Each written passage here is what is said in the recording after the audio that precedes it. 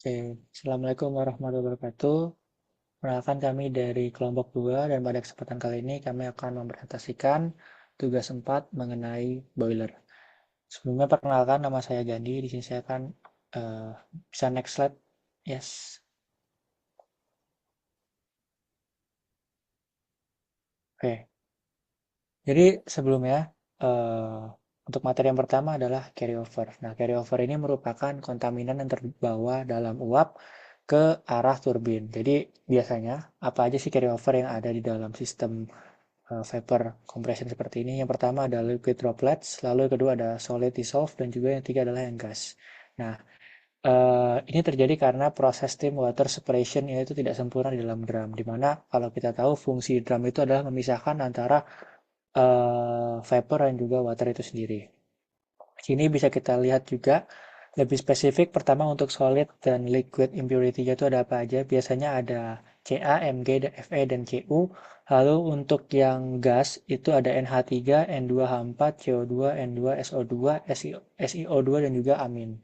Nah, secara umum semua ini apabila masuk ke dalam turbin itu dapat menurunkan efisiensi turbin sampai 5% karena kontaminan ini dapat menyebabkan scaling di blade itu sendiri akibat terbentuknya silika yang mengalami ekspansi di turbin.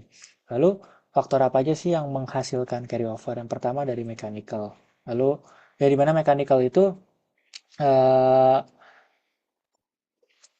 terjadi di steam separator. Lalu kedua ada chemical di mana ada konsentrasi dari dissolved solids yang tinggi, lalu juga terkait dengan alkalinity juga, lalu ada oil juga dan juga organik kontaminan. Lalu yang ketiga ada design di mana di mana loading di separator itu lebih tinggi, lalu separation velocity-nya itu juga tidak balance. Lalu yang keempat ada operasional di mana terjadi high water level di dalam drum yang disebabkan oleh foaming dan juga priming.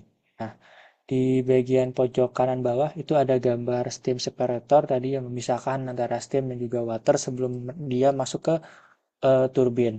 Nah, di sini itu ada dua stage. Yang pertama, pada stage pertama itu terjadi pemisahan droplet yang besar oleh siklon dan juga oleh siklon, di mana akibat putaran dari siklon itu akan memberikan gaya inersia sehingga water droplet dan juga droplet yang besar itu akan terpisah. Lalu masuk ke secondary stage di mana droplet yang lebih kecil itu akan menempel ke permukaan baja dari si steam separator ini akibat fenomena namanya still affinity. Next. Oke, jadi tadi sudah sempat disebutkan bahwa kontaminan ini dapat menyebabkan sealing di blade turbine. Nah, penyebab utamanya adalah silika yang mengalami ekspansi pada tekanan yang sangat tinggi.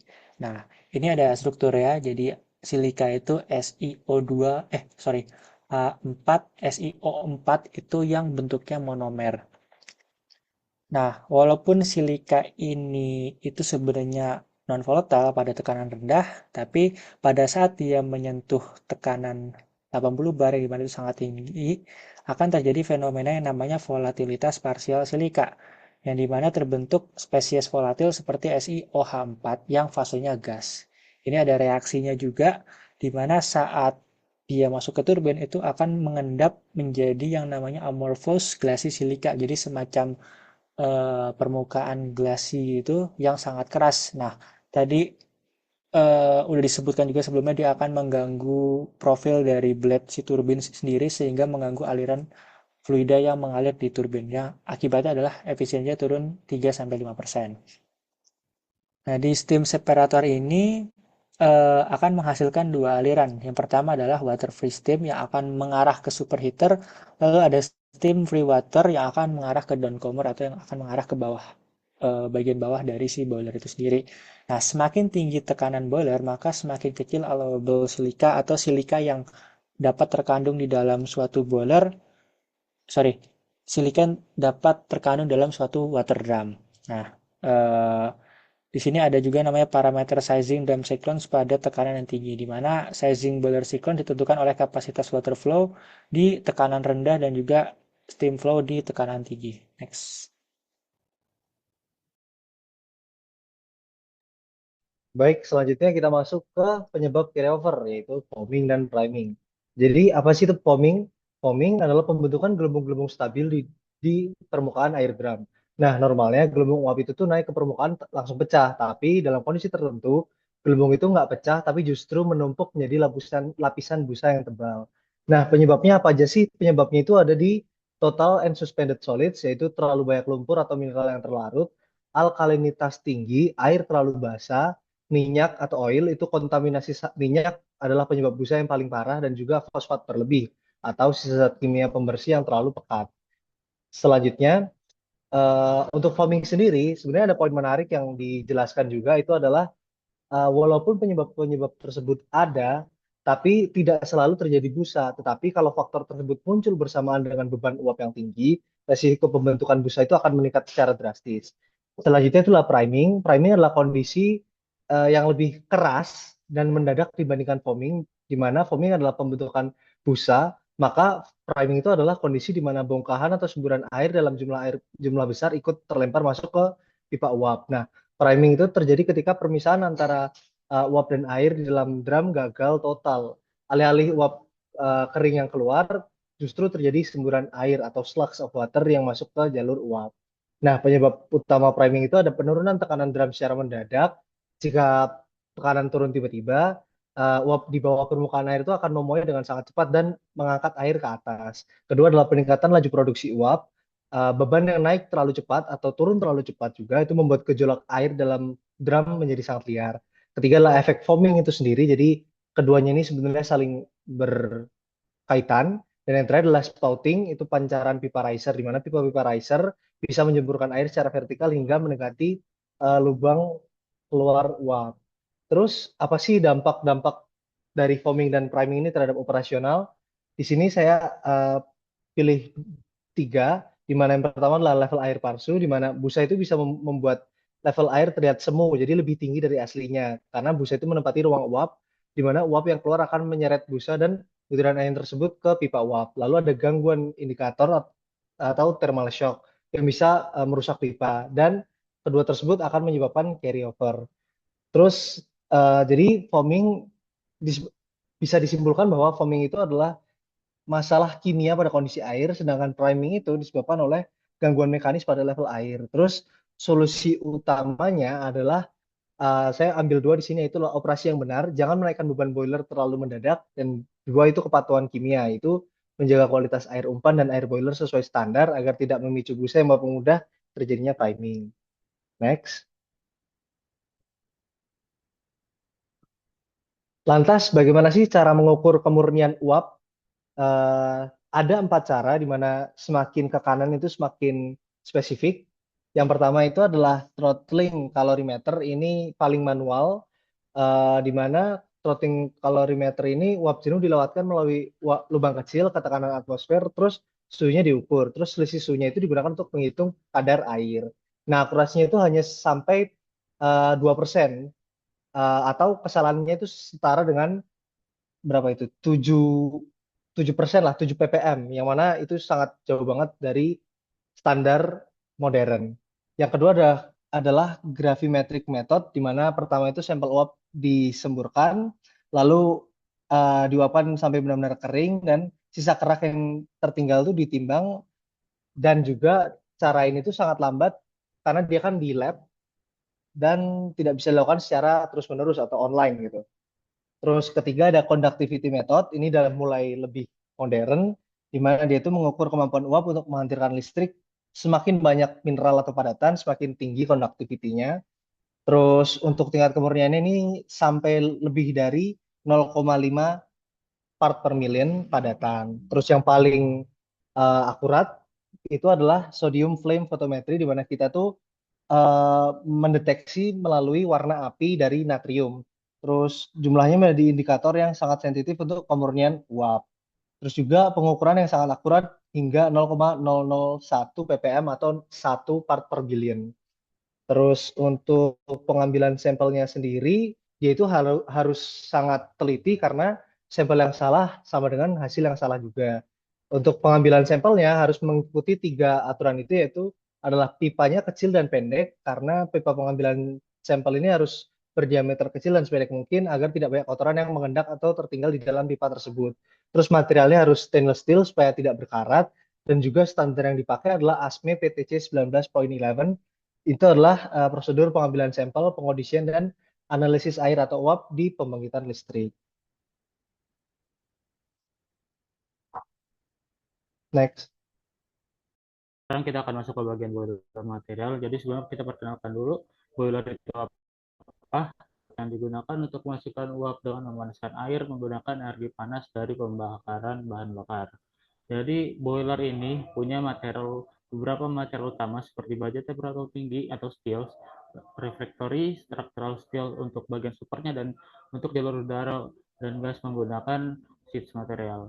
Lalu karakter dari konstruksi boiler sendiri itu ada beberapa poin. Pertama itu biasanya material yang digunakan adalah material baja. Selanjutnya, bentuk yang biasa digunakan pada boiler sendiri adalah bentuk silinder.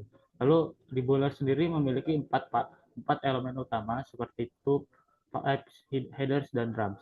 Selanjutnya, untuk konfigurasinya boiler sendiri biasanya yang diameternya sampai besar besar sekitar sampai 1100 mm dibuat dari plate yang di roll atau seamless pipe.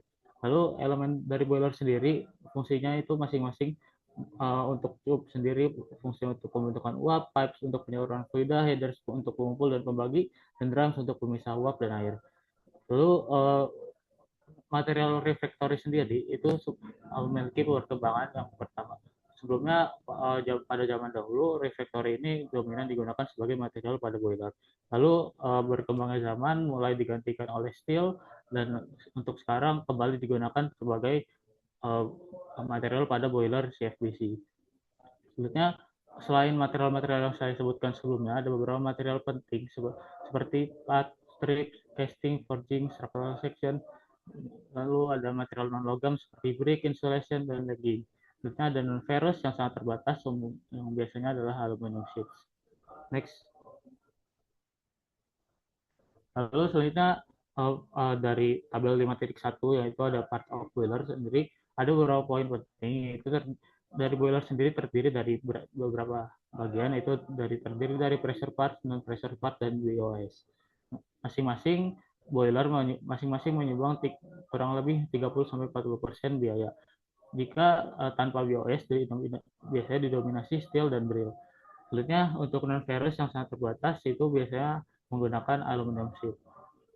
Selanjutnya pada tabel sebelah kanan di tabel 5.2 ini adalah material pressure parts meliputi parts, tube, pipes, forging, dan casting yang dipilih berdasarkan kebutuhan tekanan dan temperatur tinggi. Lalu setiap pressure part menggunakan bentuk baja yang berbeda-beda. Selanjutnya komponen besar umumnya memakai plat atau large bore pipe. Sambungan dan bagian penting biasanya menggunakan forging untuk kekuatan yang tinggi, karena forging sendiri memiliki kekuatan yang tinggi, makanya dipakai untuk bagian sambungan dan bagian kritis. Next. Selanjutnya pada boiler sendiri yaitu biasanya yang biasa dipakai itu baja boiler atau baja yang digunakan untuk boiler, yaitu boiler steel adalah baja khusus untuk pressure parts yang bekerja pada tekanan dan temperatur tinggi. Jadi ciri-cirinya biasanya berkarbon rendah, mudah dilas, dan tahan temperatur tinggi. Selanjutnya boiler steel ini diproduksi sesuai boiler design code dengan verifikasi yang ketat, dan juga dilengkapi tes sertifikat untuk menjamin keselamatan dari penggunaan boiler tersebut sendiri. Selanjutnya elemen boiler yang biasa dipakai di sini di tabel ini terdapat ada carbon steel, alloy steel, dan stainless steel. Jadi dari tabel tersebut dapat digambarkan klasifikasi baja boiler, baja yang dipakai boiler, variasi komposisi paduannya, dan progresi dari karbon dan stainless steel. Selanjutnya elemen boiler itu ada biasanya sumbernya dari pabrikan yang disetujui oleh Boiler Code dan diproduksi oleh proses dan inspeksi verifikasi ketat, dan dokumentasinya disertai oleh tes sertifikat lengkap dan diregistrasi melalui persetujuan operasi. Boiler steel sendiri diklasifikasikan berdasarkan komposisi dan tingkat paduannya, serta dikendalikan melalui sistem verifikasi dan dokumentasi yang ketat untuk menjamin keselamatan operasi. Next.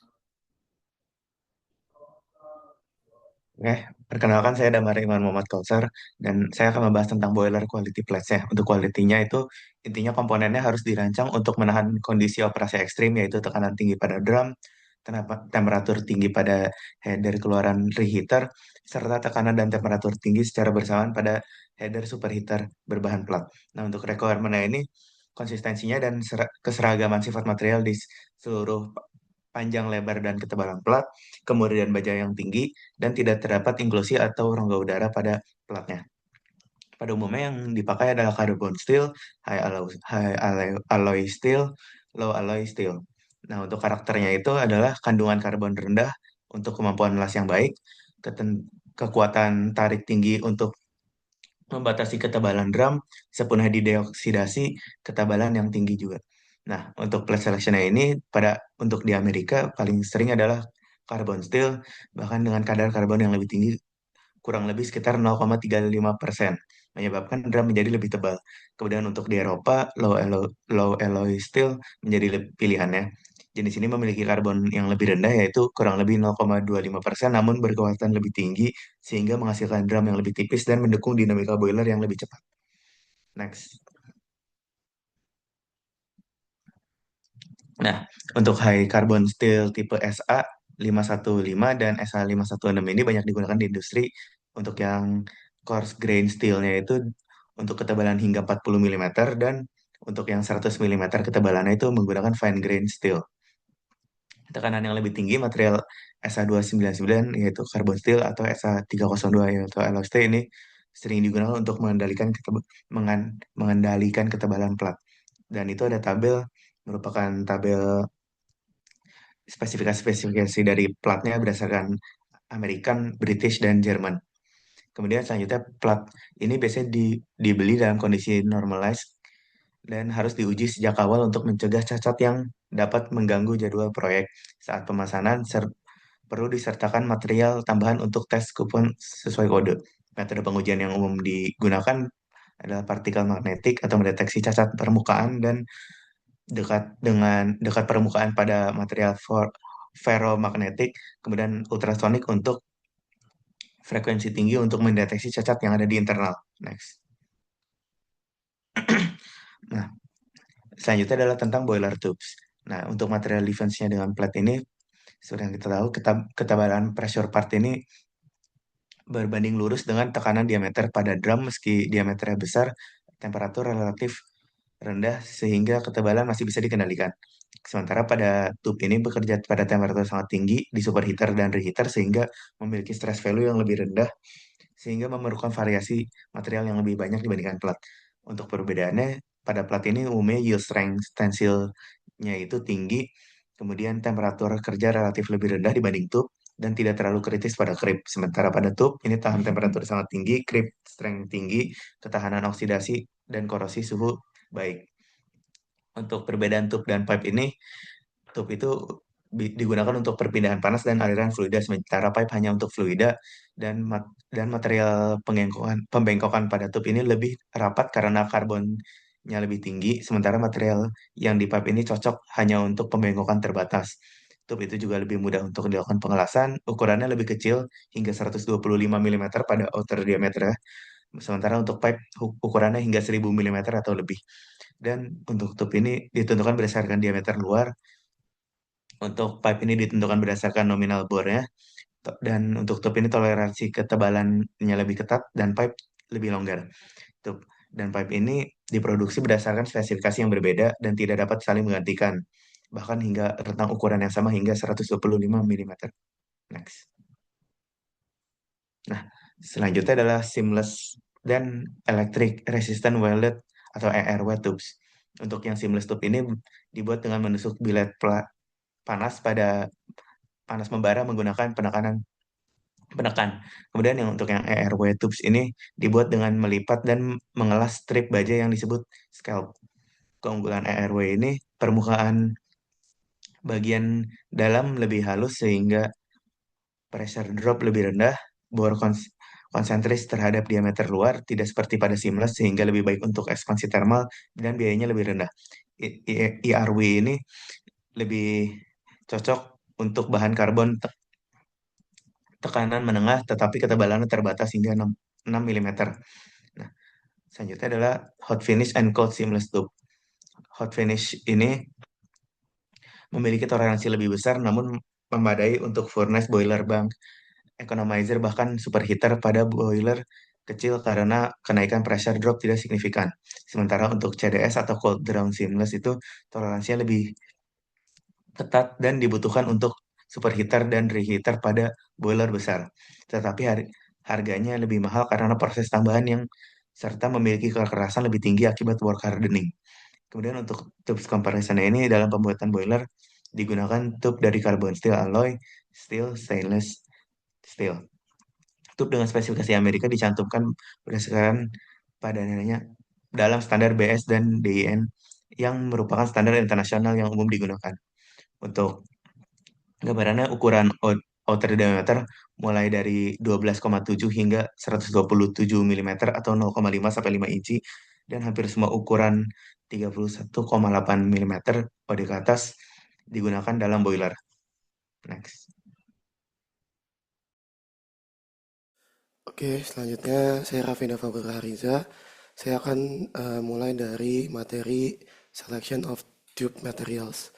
Jadi seperti yang kita tahu tadi tubes itu digunakan untuk salah satunya untuk perpindahan panas. Sehingga landasan pemilihan materialnya pun harus berdasarkan pertama temperatur limit dan juga kekuatan pada operating temperature. Nah, di sini ada grafik ya yang menunjukkan allowable stress dibandingkan dengan temperatur di sumbu X. Di sini ketika suhu operating itu di bawah 250 derajat Celcius, dapat terlihat permissible stress itu relatif stabil. Dia rata-rata sumbunya mendatar. Namun ketika di atas 450 derajat Celcius, dia mulai menurun. Artinya di temperatur tinggi, kekuatan material juga cepat menurun. Nah, kita bisa menangani ini dengan meningkatkan level metalurginya. Namun dari aspek ekonomi, ketika kita menaikkan level metalurgi, maka ada biaya naik sekitar 20-40%. Maka dari itu, ketika kita ingin menaikkan level metalurgi, maka kita harus memastikan bahwasannya material yang kita pilih itu bisa memberikan low stress yang lebih tinggi, lalu pengurangan ketebalan dan juga penurunan total cost dari sistem. Nah, di sini ada ciri desain boiler yang baik. Pertama tuh harus memaksimalkan penggunaan low carbon steels karena mudah dimanufaktur dan juga di repair ya. Lalu yang kedua, ketebalan ini buat minimum dengan cara memilih material yang superior. Yang ketiga, meminimalkan penggunaan stainless steel karena mahal, elongationnya juga tinggi, rentan stress corrosion dan juga masalah-masalah welding. Oke, selanjutnya adalah tube ordering, di mana di sini membahas tentang bagaimana cara memesan tubes untuk kebutuhan sistem kita. Jadi dari delivery dan identifikasi dari tubesnya itu, pertama ada standar pengiriman. Jadi tubes itu wajib dikirimkan dengan kondisi strap bundles atau diikat gitu ya. Lalu untuk marking dan codingnya di sini ada istilahnya stencil specification dan juga color coding. Lalu ini tidak dianjurkan ya untuk melakukan punching. Nah, punching ini maksudnya adalah semacam stamping gitu ya untuk menandai tube-nya karena nanti bisa membuat permukaan tube itu sendiri menjadi tidak sempurna. Lalu untuk material codes dan length di sini pertama ada persyaratan material code. Jadi ada mandatory dan juga optional. Mandatory ini maksudnya seperti standar, lalu seperti komposisi kimia itu istilahnya sebagai hal yang wajib diketahui ketika kita ingin mengorder suatu set tubes gitu ya. Lalu itu opsional. Kalau opsional ini mungkin tambahan dari seorang pemesan, misalnya dia ingin tambahan testing kekuatan pada tekanan sekian gitu. Nah, seluruh aspek ini wajib disepakati saat order placement agar menghindari masalah pengiriman. Nah, untuk length sendiri atau panjang, kalau misalnya kita memesan tubes yang dalam kuantitas besar gitu ya, itu kita sebaiknya memesannya dengan exact length. Maksudnya kita ordernya dengan kebutuhan kita agar ketika sampai di tempat kita, kita tidak perlu lagi untuk memotong-motong lagi. Lalu selanjutnya ada quality assurance.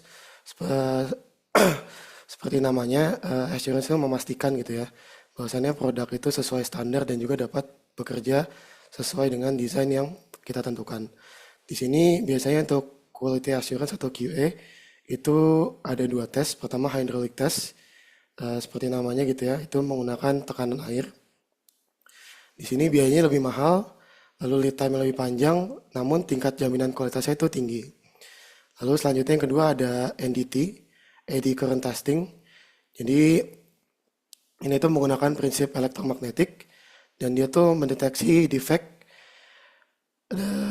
permukaan dan juga dekat permukaan. Nah, kalau untuk yang NDT ini lebih cepat dan juga lebih murah. Oke, selanjutnya ini adalah untuk pipes. Jadi kalau pipes di boiler itu digunakan sebagai komponen pressure retaining yang digunakan untuk mengalirkan air dan uap pada kondisi tekanan tinggi dan juga temperatur tinggi. Nah, biasanya penamaan ukuran pipa tuh dibagi menjadi dua, yaitu nominal bore ketika ukuran diameternya tuh maksimal 12 inch. Ketika spesifikasinya tuh di atas 12 inch, maka kita memakai outside diameter atau OD. Nah, di sini ada area penggunaan pipa pada boiler. Mungkin ada pada header dan downcomers, ada integral piping, dan juga ada pada main process piping. Nah, namun sebagian besar pipa yang dibutuhkan oleh boiler itu ada di header, karena header itu mengumpulkan banyak fluida dari tube-tubes yang disambungkan ke header tersebut. Nah, untuk boiler sendiri biasanya hanya menggunakan seamless pipes karena dia bisa beroperasi pada kondisi tekanan tinggi dan juga temperatur tinggi. Nah, kalau submerged arc welded ini, salt pipes, yang biasa digunakan di oil and gas tuh tidak bisa digunakan di boiler. Kenapa? Karena berisiko mengalami creep rupture. Ini creep rupture itu semacam deformasi karena kombinasi beban mekanikal dan juga beban thermal di area weld seam, terutama di area pengelasannya, karena logam yang digunakan biasanya berbeda dari material utama pipe dan juga terdiri dari berbagai macam logam. Nah, di sini ada standar pipa boiler quality dari American Specification. Oke, selanjutnya ada pressure casting dan forging. Nah, kalau forging itu cocok untuk komponen yang pressure holding karena dia memiliki struktur lebih padat, terus lebih ringan dengan kekuatan yang sama. Nah, forging itu biasanya untuk pembuatan komponen tekanan tinggi, contohnya nozzle, drum, dan juga header. Kalau casting itu cocok untuk bentuk yang rumit. Lalu dia juga lebih murah karena tidak memerlukan cetakan gitu atau dies. Nah, ini biasanya digunakan untuk pembuatan komponen dengan bentuk kompleks, contohnya itu valve. Nah, ini ada beberapa aplikasi forging pada boiler. Contohnya ada nozzles, lalu enclosure untuk headers, pipe fittings, attachment seperti pads dan thermowells, lalu juga special forging seperti tube joints. Nah, material-material bertekanan tinggi ini tuh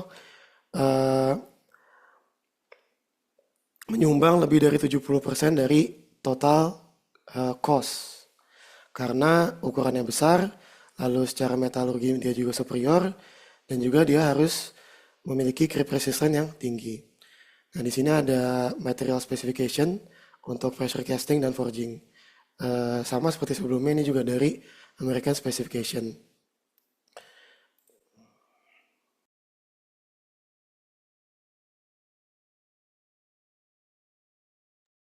Baik, perkenalkan nama saya Muhammad Yas Raihan. Pada slide ini, saya membahas penggunaan baja struktural pada boiler, khususnya untuk bagian non-pressure parts atau komponen yang tidak menahan tekanan langsung. Yang pertama, hampir semua bagian pendukung boiler seperti struktur penyangga, duct, casting, hopper, dan bunker menggunakan baja struktural.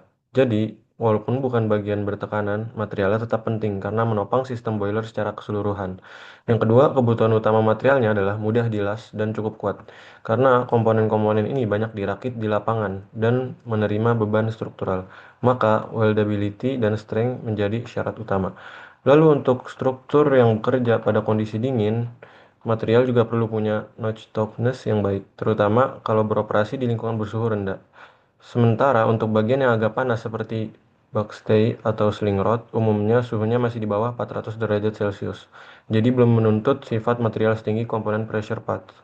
Di bagian bawah slide, saya juga tampilkan tube dan pipa kualitas struktural, khususnya AHA tubes. AHA tubes ini umumnya berupa tub tipis dari plain carbon steel dan weathering steel seperti Corten. Ukuran luarnya biasanya sekitar 50,8 sampai 76,2 dengan tebal sekitar 2 sampai 3 mm. Tebal di sebelah kanan menegaskan bahwa baja struktural pada boiler itu penggunaannya sangat luas, bukan hanya untuk rangka tetapi juga untuk plate sheet, pipa, dan tub pada berbagai area aplikasi boiler. Next.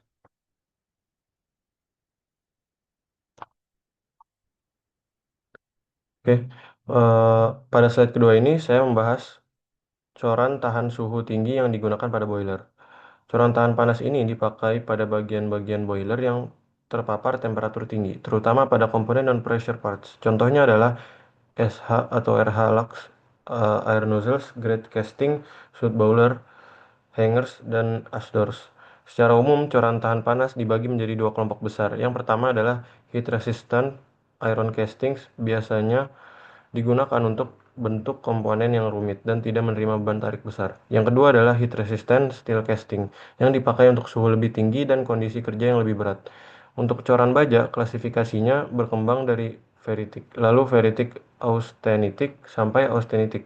Semakin ke arah austenitic, umumnya kemampuan tahan suhu dan ketangguhannya semakin baik. Di bagian kanan, tabel yang saya tampilkan menunjukkan bahwa coran tahan panas untuk boiler umumnya berbasis chrome atau sering disebut chrome castings. Komposisi unsur seperti Cr dan Ni diatur sesuai kebutuhan suhu kerja dan jenis komponennya. Jadi, poin penting dari slide ini adalah pemilihan material coran tidak hanya berdasarkan bentuk komponen, tapi juga harus mempertimbangkan suhu operasi, kebutuhan ketangguhan, dan risiko korosi pada lingkungan pembakaran. Next.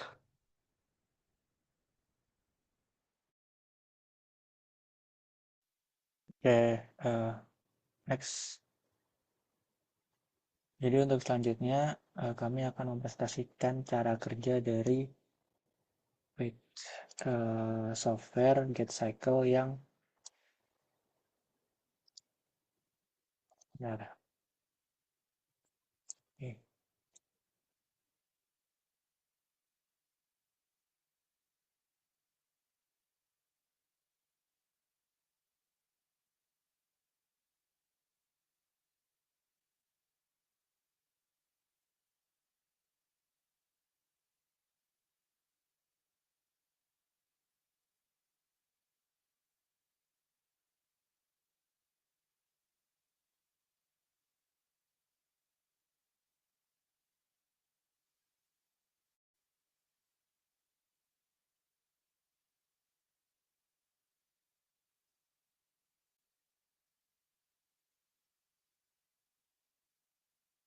Oke, jadi ini adalah tampilan dari software GetCycle yang ditugaskan kepada kelompok 2.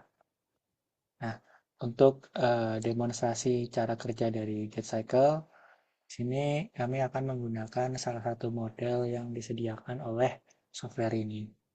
Jadi di sini itu terdapat banyak sekali model, tapi kami akan mengambil salah satu model yang tidak terlalu rumit, yaitu tadi namanya single shaft gas turbine. Jadi siklus ini adalah siklus gas turbin sederhana. Nah, cara kerjanya kurang lebih sama seperti Aspen Hysys atau Aspen Plus, di mana kita bisa memasang beberapa komponen di sini. Di sini ada macam-macam, dan untuk siklus ini ada turbin, lalu di sini ada exhaust, di sisi input ada fuel, lalu ada air, dia masuk ke kompresor, di mana nanti udara yang dikompres akan masuk ke combustion chamber dan nanti akan masuk ke dalam turbin. Nah, bedanya dari Aspen, di sini kita bisa melakukan modeling yang jauh lebih kompleks daripada Aspen Hysys atau Aspen Plus. Untuk detailnya itu sebenarnya ada di bagian sini. misalkan untuk bagian turbin. Biasanya umumnya kalau kita tahu Aspen HISIS itu di HISIS atau di Aspen Plus itu turbin umumnya hanya ada satu input dan satu output. Lalu kompresor juga satu input dan satu output. Tapi di sini kita bisa modeling lebih kompleks. Misalkan kita cek di manual book bagian sini. Nah, ini ada misalkan untuk kompresor. Jadi kompresor kita bisa setup untuk beberapa outlet sesuai dengan kebutuhan. Di sini ada yang namanya bleed, itu jalur untuk saya gini. Ini kompresornya ada keluar 3 jalur. Pertama combustion, lalu ke sini dan juga ke bagian. Jadi ini untuk sistem pendingin dari nozzle dan juga sistem pendingin dari rotor. Lalu misalkan dari aspek turbin juga kita bisa modeling lebih kompleks lagi. Misalkan di ini steam turbine.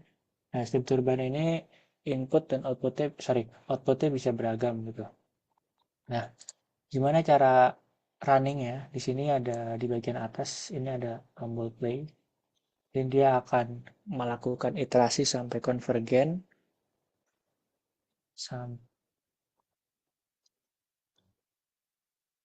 Nah, ini udah konvergen. Nanti hasilnya bakal kelihatan di sebelah kiri atas, di mana ternyata siklus ini mampu menghasilkan 188 megawatt dengan efisiensinya itu di 39%.